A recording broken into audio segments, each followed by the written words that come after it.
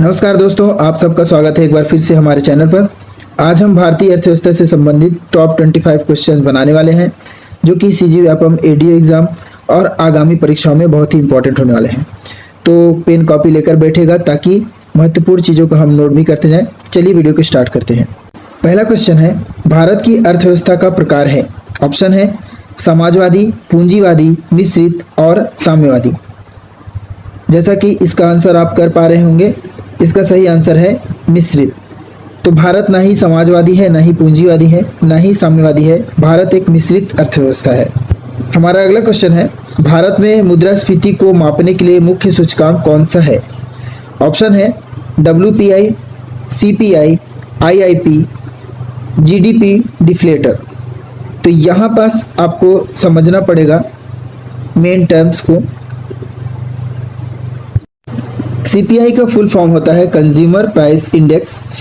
इसमें देखा जाता है कि जो हम आम दैनिक चीज़ें जो खरीद रहे हैं वो समय के साथ कितनी महंगी होती जा रही हैं, तो इस इंडेक्स का उपयोग किया जाता है। मुद्रास्फीति का सामान्य तात्पर्य है महंगाई से। मुद्रास्फीति का मतलब ही महंगाई होता है। दोस्तों हमारा तीसरा क्वेश्चन है, नीति आयोग के एक्स ऑफिशियो सदस्य कौन होते हैं। ऑप्शन है गृह मंत्री, वित्त मंत्री, रक्षा मंत्री या उपरोक्त सभी। तो जैसा कि आप इसको बना पा रहे होंगे, उपरोक्त सभी इसका आंसर होगा। हमारा अगला क्वेश्चन है, भारत में ग्रे क्रांति किससे संबंधित है। तो क्रांतियों से सवाल पूछते हैं। ऑप्शन है दुग्ध उत्पादन, मांस उत्पादन, उर्वरक या मत्स्य पालन। तो जहाँ तक आप इसका आंसर दे पा रहे होंगे, ग्रे क्रांति या भूरी क्रांति उर्वरक से संबंधित है। अगला क्वेश्चन है, भारत में सिल्वर क्रांति किससे संबंधित है। ऑप्शन है अंडा उत्पादन, मांस उत्पादन, दुग्ध उत्पादन और मत्स्य पालन। तो इसका आंसर है अंडा उत्पादन। हमारा अगला क्वेश्चन है, भारत में गोल्डन क्रांति किससे संबंधित है। ऑप्शन है आपका फल उत्पादन, मांस उत्पादन, दुग्ध उत्पादन और मत्स्य पालन। चलिए जानते हैं कुछ रेवोल्यूशंस के बारे में। जैसे ग्रीन रेवोल्यूशन संबंधित है कृषि से, व्हाइट रेवोल्यूशन दूध उत्पादन से, ब्लू रेवोल्यूशन मत्स्य उत्पादन से, येलो रेवोल्यूशन तेल उत्पादक से और गोल्डन रेवोल्यूशन जो कि पूछा गया है बागवानी या वेजिटेबल्स के उत्पादन से संबंधित है।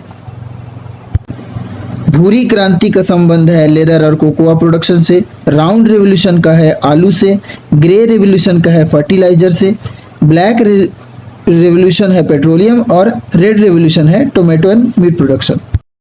हमारा अगला क्वेश्चन है, भारतीय रिजर्व बैंक की स्थापना कब हुई थी। ऑप्शन है 1930, 1935, 1947 या 1950। तो इसका आंसर आप कर पा रहे होंगे, जहां तक इसका आंसर है 1935। 1933 के चार्टर एक्ट से ये सामने आया था और 1935 के भारत शासन अधिनियम में इसको स्थापित किया गया था। हमारा अगला क्वेश्चन है, भारत में पहली पंचवर्षीय योजना कब शुरू हुई। ऑप्शन है 1947, 1950, 1951 और 1955। जल्दी से कमेंट करिए इसका आंसर अगर आपको पता है तो। इसका आंसर है ऑप्शन सी। पहली पंचवर्षीय योजना 1951 टू 1956 तक गई थी और कुल 12 बार पंचवर्षीय योजना लाए गए। दोस्तों एक क्वेश्चन है, छत्तीसगढ़ किस पंचवर्षीय योजना में बना है। जल्दी से कमेंट करिए। हमारा अगला क्वेश्चन है, GST कब लागू किया गया था। ऑप्शन है 1 अप्रैल 2016, 1 जुलाई 2017, 1 जनवरी 2018 या 1 अप्रैल 2017। इसका आंसर आप कर पा रहे होंगे। इसका आंसर है ऑप्शन नंबर बी, 1 जुलाई 2017 को आया था। इसका स्लोगन याद रखिएगा, वन नेशन वन टैक्स। हमारा अगला क्वेश्चन है, NNP कैसे निकाला जाता है। ऑप्शन है GNP में पूंजी ह्रास घटाकर, GDP में कर जोड़कर, GNP में कर जोड़कर, GDP से पूंजी ह्रास घटाकर। यहाँ पास याद रखिएगा NNP मतलब क्या होता है। तो इसका आंसर है ऑप्शन ए, GNP में पूंजी ह्रास घटाकर। GNP मतलब ग्रॉस नेशनल प्रोडक्ट, NNP मतलब नेट नेशनल प्रोडक्ट। तो ग्रॉस नेशनल प्रोडक्ट में देश के अंदर और बाहर कमाए गए सभी प्रकार के आय को मिलाते हैं और इसमें से जो डेप्रिसिएशन है उसे घटा देते हैं, मतलब जो मशीनरी इक्विपमेंट पर जो लगती है, जो समय के साथ जिनका वैल्यू घटता है, उन चीज़ों को घटा देते हैं, तब हमको नेट नेशनल प्रोडक्ट मिल जाता है शुद्धतम रूप में। तो इस तरह से एनएनपी निकलता है। ऑप्शन ए सही होगा। तो इसके जो बेसिक फंडामेंटल चीज़ें हैं उनको भी आपको समझना पड़ेगा। हमारा अगला क्वेश्चन है, आर्थिक विकास दर मापने के लिए किस सूचकांक का उपयोग होता है? ऑप्शन है जीडीपी वृद्धि दर, मुद्रास्फीति दर, बेरोजगारी दर या जन्म दर। यहाँ पास है आर्थिक विकास। तो ये आसान सवाल है। इकोनॉमिक डेवलपमेंट को हम कैसे नाप सकते हैं? जब ग्रॉस डोमेस्टिक प्रोडक्ट में वृद्धि होगी, मतलब ऑप्शन ए, जब ग्रॉस डोमेस्टिक प्रोडक्ट में वृद्धि होगी, सकल आय बढ़ेगा, इससे इकोनॉमिक डेवलपमेंट को हम माप सकते हैं। तो इसका सूचकांक हो जाएगा जीडीपी वृद्धि दर, ऑप्शन। दोस्तों अभी तक अगर आपने हमारे चैनल को सब्सक्राइब नहीं किया है तो सब्सक्राइब कर लीजिए, क्योंकि बहुत सारे बेनिफिशियल चीज़ें आपको इस चैनल में मिलेंगी। फालतू बकवास हम करते नहीं हैं, आपको अच्छी क्वालिटी कंटेंट ही देते हैं। चलिए हमारा अगला क्वेश्चन, राष्ट्रीय आय के कौन से घटक हैं? ऑप्शन है वेतन, किराया, ब्याज, लाभांश। ऑप्शन बी केवल वेतन। ऑप्शन सी केवल लाभांश। ऑप्शन डी केवल किराया। तो जहां तक आप इसको बना पा रहे होंगे, नेशनल इनकम में लगभग सारे घटक शामिल हैं, मतलब ऑप्शन ए के साथ हम जाएंगे। वेतन, किराया, ब्याज और लाभांश ये सभी राष्ट्रीय आय के घटक हैं। अब चलते हैं क्वेश्चन नंबर 14 के पास। आर्थिक सर्वेक्षण में किस प्रकार की जानकारी दी जाती है? ऑप्शन है कृषि, उद्योग, सेवाएं, वित्तीय स्थिति, आर्थिक विकास, उपरोक्त सभी। फास्ट कमेंट करिए दोस्तों अगर आपको इसका आंसर पता है। मैक्सिमम नंबर ऑप्शन डी के साथ ही जाएंगे, क्योंकि इकोनॉमिक सर्वे में लगभग एक ब्रॉड हमको डाटा सर्वे मिल जाता है। तो यहाँ पास ऑप्शन डी इसका राइट आंसर होगा। हमारा अगला क्वेश्चन है, राष्ट्रीय आय में व्यक्तिगत आय का क्या मतलब होता है? ऑप्शन है सभी व्यक्तियों की कुल आय, केवल मजदूरों की आय, केवल करों के बाद बची आय, केवल किसानों की आय। जल्दी से इसका आंसर करिए। तो यहाँ आसान सवाल है, सभी व्यक्तियों की कुल आय को ही व्यक्तिगत आय कहा जाता है नेशनल इनकम में। व्यक्तिगत में मजदूर, किसान सभी शामिल हैं, इसलिए सभी व्यक्ति की कुल आय, ऑप्शन ए। हमारा अगला क्वेश्चन बहुत ही फंडामेंटल है, सकल घरेलू उत्पाद जीडीपी की इकाई क्या होती है? ऑप्शन है रुपए, डॉलर, प्रतिशत या यूनिट। जल्दी से इस क्वेश्चन को बनाइए दोस्तों।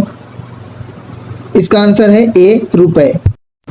अगला क्वेश्चन है दोस्तों, आर्थिक सर्वेक्षण का प्रकाशन किसके नेतृत्व में होता है?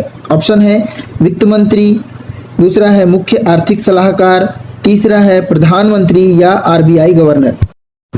जहां तक आप इसका आंसर बना पा रहे होंगे फास्ट कमेंट करिए। तो दोस्तों इसका आंसर है ऑप्शन बी।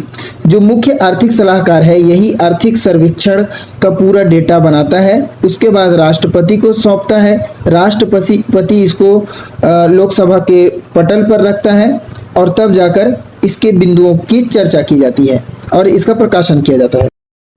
तो ऑप्शन बी इसका राइट आंसर होगा। अगला क्वेश्चन थोड़ा बड़ा है, जीडीपी और जीएनपी में क्या अंतर होता है? ऑप्शन जीडीपी देश की सीमा के अंदर उत्पादन है, जीएनपी देश के नागरिकों के द्वारा कुल अर्जित आय है। दूसरा है जीडीपी और जीएनपी समान है। तीसरा है जीडीपी केवल कृषि का है, जीएनपी केवल उद्योग का है। आखिरी ऑप्शन है जीडीपी केवल सेवा क्षेत्र का है, जीएनपी केवल कृषि क्षेत्र का है। तो जहां तक आप इसका आंसर कर पा रहे होंगे दोस्तों, कुछ क्वेश्चन होते हैं जिसमें एलिमिनेट भी किया जाता है बाकी गलत आंसर को, ये उसी तरह का क्वेश्चन है। तो ऑप्शन ए इसका सही आंसर होगा। जहां हमारा अगला क्वेश्चन है, आर्थिक सर्वेक्षण पहली बार कब जारी किया गया था? ऑप्शन है 1947, 1950, 1960 या 1970। फास्ट कमेंट करिए दोस्तों, क्वेश्चन के साथ अपना आंसर टिक करिए कमेंट पर, अपना स्कोरिंग खुद ही करिएगा। और यहाँ पास हमारा आंसर है ऑप्शन ए 1947 में पहली बार आर्थिक सर्वेक्षण जारी किया गया था। आपको बता दें दोस्तों कि राष्ट्रीय नियोजन समिति की स्थापना की गई थी इस चीज़ के लिए, और इसी के डेटा के आधार पर ही योजना आयोग का गठन किया गया था। हमारा अगला क्वेश्चन है, आर्थिक सर्वेक्षण का उद्देश्य क्या है? ऑप्शन है आर्थिक नीति की समीक्षा और सुझाव देना, दूसरा शिक्षा नीतियां बनाना, तीसरा चुनाव प्रबंधन और चौथा है सैन्य रणनीति बनाना। एलिमिनेट करिए, आंसर निकल कर आएगा और इसका आंसर है ए। आर्थिक नीतियों की समीक्षा और सुझाव देना आर्थिक सर्वेक्षण का उद्देश्य है। दोस्तों अब बढ़ते हैं टॉप 5 क्वेश्चन की तरफ। राष्ट्रीय आय में मूल्यवर्धन से क्या मतलब है? ऑप्शन है उत्पादन के दौरान वस्तु की कीमत में वृद्धि, केवल कृषि मूल्य, केवल उद्योग मूल्य, केवल सेवा मूल्य। तो इसका आंसर आप कर पा रहे होंगे। इसका आंसर है ऑप्शन ए, उत्पादन के दौरान वस्तुओं की कीमत में वृद्धि। देखिए ग्रॉस वैल्यू एडिशन इसका फुल फॉर्म होता है। जीवीए मतलब जैसे मैंने खेत से धान काटकर जब खलिहान में लाया तो वहां से लाने में, उसको कटाने में जो खर्च लग गया वो भी जीवीए में शामिल हो जाता है। वहाँ से फिर उसकी छटाई होगी, प्रोसेसिंग होगा, पैकिंग होगा, तब कहीं जाके वो मार्केट में आएगा। इसमें परिवहन का खर्चा बहुत कुछ लगते जाता है, इन सब को उसमें जोड़ा जाता है और अंतिम मूल्य निकाला जाता है। हमारा अगला क्वेश्चन है, राष्ट्रीय आय के निर्धारण में नेट डोमेस्टिक प्रोडक्ट एनडीपी क्या दर्शाता है? ऑप्शन है जीडीपी से पूंजी ह्रास घटाकर बचा हुआ मूल्य, जीएनपी से कर घटाकर बचा हुआ मूल्य, कुल आय या केवल कृषि उत्पादन। तो दोस्तों इसका आंसर आप जहां तक कर पा रहे होंगे तो इसका आंसर है ऑप्शन ए, जीडीपी से जब हम पूंजी ह्रास को घटा देते हैं तब हमको नेट डोमेस्टिक प्रोडक्ट मिल। क्वेश्चन नंबर 23, राष्ट्रीय आय की गणना में हस्तांतरण भुगतान को क्यों शामिल नहीं किया जाता है? ऑप्शन है क्योंकि यह उत्पादन का हिस्सा नहीं है, क्योंकि यह आय का हिस्सा नहीं है, क्योंकि यह कर है, क्योंकि यह निवेश है। हस्तांतरण भुगतान, जैसा कि आप इसका आंसर कर रहे होंगे ऑप्शन ए, क्योंकि यह कोई भी उत्पादन का हिस्सा नहीं होती है। देखिए हमने किसी को ऑनलाइन पेमेंट किया है, इसमें उत्पादन क्या हो रहा है? कोई भी उत्पादन चीज नहीं हो रहा है, बल्कि हम बस सामने वाले को पैसे दे रहे हैं। हमारा सेकेंड लास्ट क्वेश्चन है, आर्थिक सर्वेक्षण में राजकोषीय घाटा किससे संबंधित होता है? ऑप्शन है सरकार के खर्च और आय के बीच अंतर, निजी क्षेत्र की बचत, विदेशी व्यापार या कृषि उत्पादन। राजकोषीय घाटा के बारे में यहाँ क्वेश्चन दिया है। जहां तक आप इसका आंसर कर पा रहे होंगे कमेंट करिए। तो इसका ऑप्शन ए आंसर है, सरकार के खर्च और आय के बीच में जो अंतर होता है उसे ही राजकोषीय घाटा कहते हैं। हमारा आखिरी क्वेश्चन है, राष्ट्रीय आय की गणना में सेवाओं का योगदान किस क्षेत्र में आता है? ऑप्शन है तृतीय क्षेत्र, प्राथमिक क्षेत्र, द्वितीय क्षेत्र और कृषि क्षेत्र। तो बहुत ही इजी क्वेश्चन है पर इम्पोर्टेंट है। इसका आंसर है तृतीय क्षेत्र। सेवा तृतीय क्षेत्र होता है, द्वितीय क्षेत्र में उद्योग आता है, प्राथमिक क्षेत्र में आपका कृषि आता है और छत्तीसगढ़ के मामले में कृषि और खनन आता है। धन्यवाद दोस्तों, हमारे साथ जुड़े रहें, हमारे चैनल को सब्सक्राइब करें और इसी तरह से पढ़ाई करते रहिए। Thank you.